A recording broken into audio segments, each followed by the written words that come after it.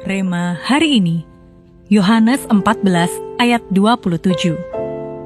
Damai sejahtera kutinggalkan bagimu. Damai sejahteraku kuberikan kepadamu, dan apa yang kuberikan tidak seperti yang diberikan oleh dunia kepadamu. Janganlah gelisah dan gentar hatimu. Tak ada orang tua yang pernah membayangkan harus kehilangan anak karena penyakit. Namun pada tahun 1871, Horatio Spafford dan istrinya mengalami duka itu ketika putra mereka yang masih berumur 4 tahun meninggal karena demam scarlet. Duka mereka belum pulih ketika beberapa bulan kemudian kebakaran besar menyapu kota Chicago dan menghanguskan rumah serta sebagian besar properti investasinya. Dalam waktu singkat, ia kehilangan anak dan kekayaannya. 2 tahun kemudian, Spafford merencanakan perjalanan ke Eropa bersama istri dan keempat putrinya. Ia berharap suasana baru dapat memulihkan hati keluarganya. Namun urusan bisnis mendadak menahannya di Chicago. Ia pun mengirim istri dan anak-anaknya berangkat lebih dahulu. Di tengah pelayaran, kapal yang mereka tumpangi bertabrakan dengan kapal lain dan tenggelam di Samudra Atlantik. Keempat putrinya meninggal, hanya istrinya yang selamat seorang diri.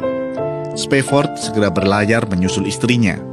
Saat kapalnya melintasi lautan tempat anak-anaknya tenggelam, ia tidak mempertanyakan maupun menyalahkan Tuhan. Ia justru menuliskan lirik yang kemudian dikenal dunia sebagai It is well with my soul. Sebuah pengakuan iman bahwa sekalipun badai datang dan merenggut segalanya, jiwanya tetap tenang dalam Tuhan. Secara manusia, mungkin banyak di antara kita yang berpikir, jika kita mengalami hal yang sama seperti itu, besar kemungkinan kita akan tenggelam dalam kepahitan. Namun damai yang dialami Spafford bukanlah damai biasa.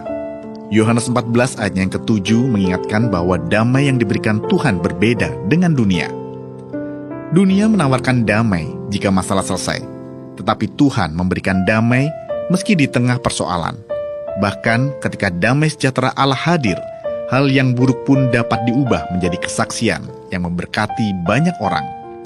Itu sebabnya, jika kita ingin menjadi pribadi yang berbeda dengan selama ini dan menjadi versi diri kita yang terbaik, izinkan damai Kristus memerintah dalam hati kita.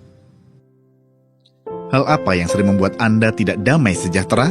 Apa yang Anda lakukan ketika merasa tidak damai sejahtera? Bagaimana cara Anda mengizinkan damai sejahtera Allah menguasai hati Anda?